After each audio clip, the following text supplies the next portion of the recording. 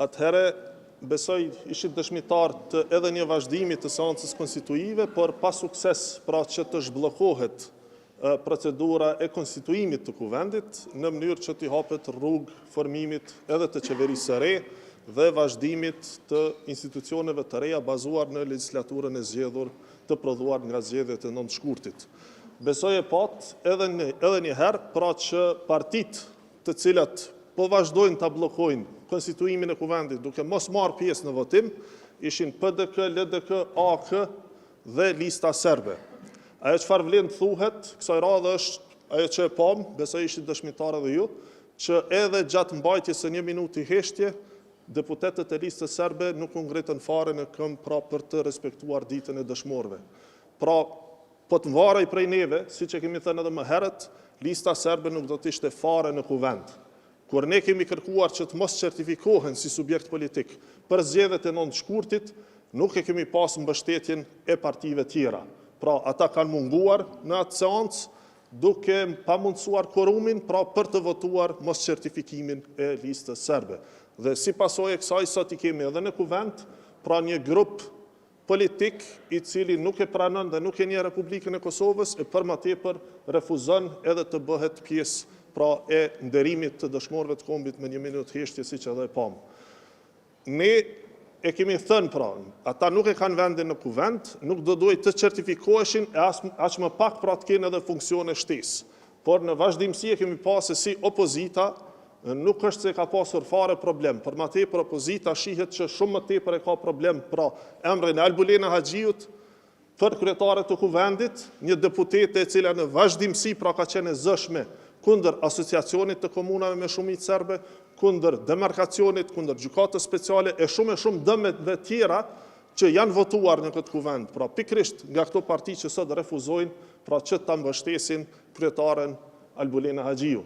Ndërka në anën tjetër nuk kemi dëgjuar asgjë deri më sot për pozitën e nënkryetarit, për shembull që u takon edhe komuniteteve jo shumicë, këtë rast 2 nënkryetar, njëri për komunitetet jo shumicë jo serbe dhe një nënkryetar për komunitetin jo shumicë të komunitetit serb.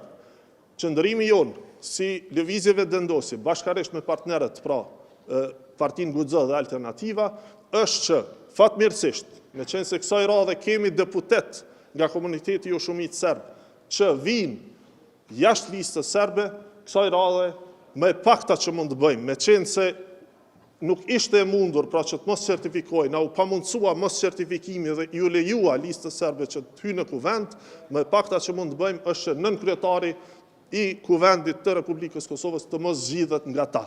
Pra qëndrimi i lëvizjes vetëvendosje është që nënkryetari, me qenë se kemi deputet që vjen prej subjekteve tjera përveç listës serbe, në këtë rast është deputeti Nenad Rashić, propozimi jonë është që Nenad Rashić të përfaqësoj komunitetin serb dhe nënkryetarit mos vi nga lista serbe. Ftojmë edhe deputetët e opozitës që në vend se të kundërshtojnë pra Albulena Haxhiu, emrin e Albulena Haxhiut për kryetaret të kuvendit, të na bashkohen që spaku të sigurohemi që nënkryetari nuk vjen nga lista serbe. Ky pra është qëndrimi jonë.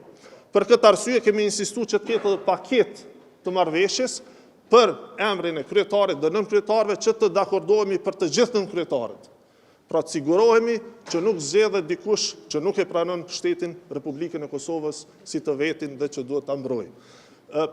E pat që vullneti i deputetit po vazhdon të ndrydhet përmes insistimit në votim të hapur, ne kemi kërkuar që të gjejmë një rrugë zgjidhje nga kjo. Pra votimi i fshehtë është një mënyrë kushtetuese se si dilet nga situata, por po i shohim që partitë opozitare vazhdojnë të mos u besojnë deputetëve të tyre. Ftojmë edhe një herë të gjithë deputetët që ta mbështesin këtë proces, të zhbllokohet procedura dhe të vazhdojmë tutje me konstituimin e kuvendit. A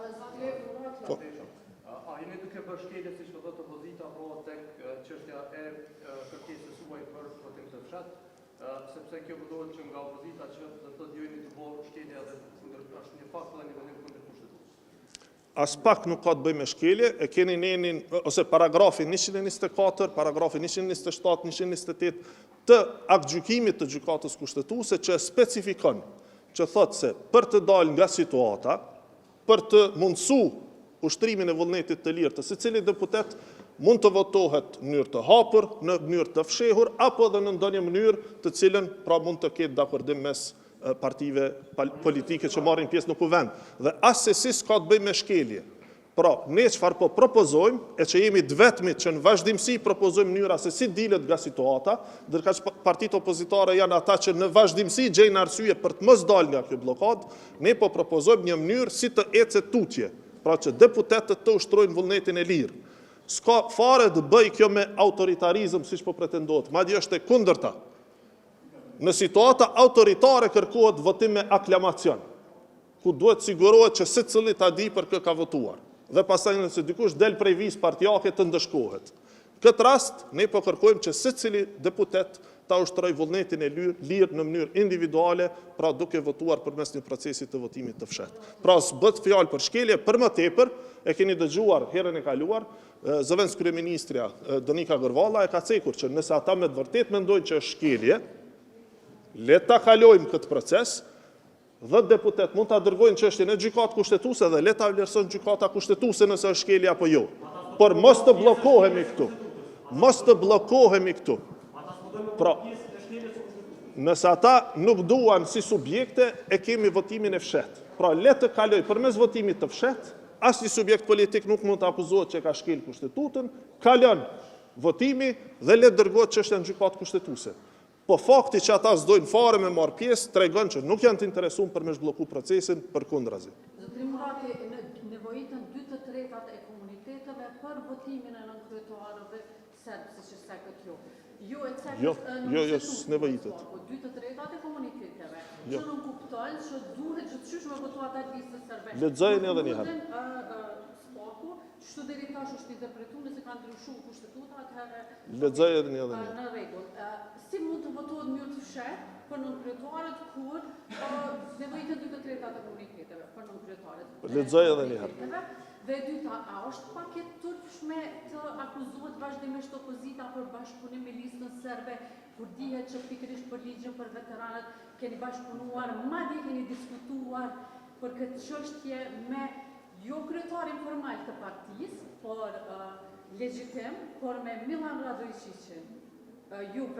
Kjo është e pasakt. Kjo është e pasakt, ndërkaq nëse është cili është konstatimi çka është e turpshme? A është pak e turpshme këto akuzat të hidhen vazhdimisht? A janë të vërteta?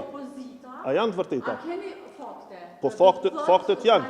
Atë faktet kanë qenë edhe për juve që keni bashkëpunuar me listën serbe pikërisht për ligjin për veteranët. E pasakt, e pa vërtet, është sqaru, kjo çështje është sqaru. Kjo çështje është sqaru, ajo është e pavërtetë. Ndërkaq kjo që po thoni, a janë të turpshme akuzat, unë po i pyes, a janë të sakta?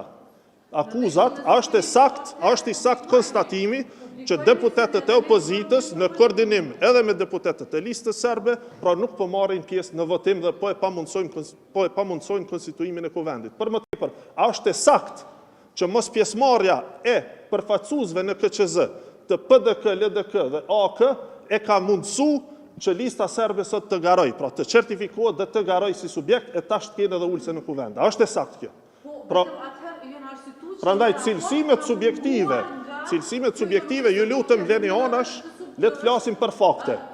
U pajtuat, pra gjithë pajtohemi që gjitha këto që i thash janë fakte dhe të sakta. Çështja e ftesave dhe ftesës për bashkëpunim, pra ekziston në vazhdimsi, ne kemi thënë që nga fillimi, që jemi të hapur për diskutim, për bashkëpunim.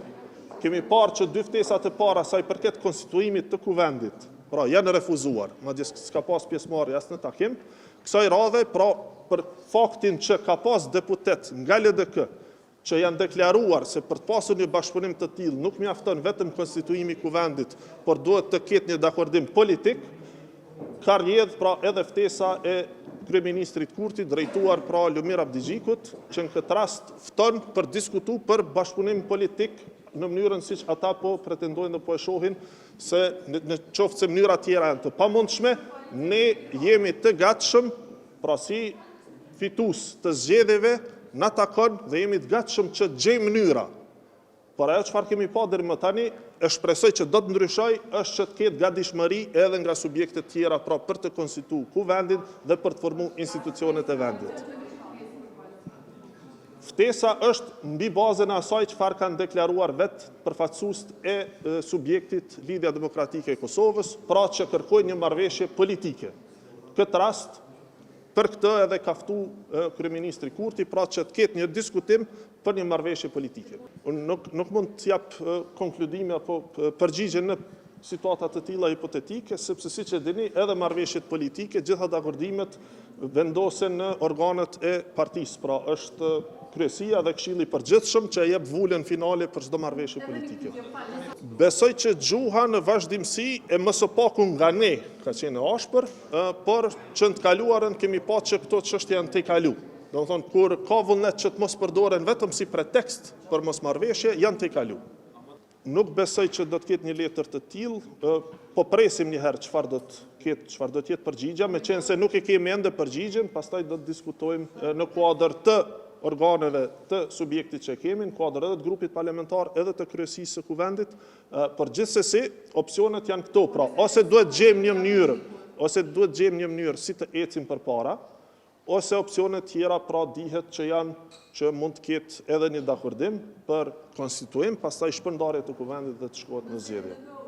Unë mendoj që ka shumë më shumë çështje të rëndësishme se sa preteksti për disa fjalë apo për një fjalë të vetme për individ të caktuar që të bllokohet konstituimi i institucioneve të vendit.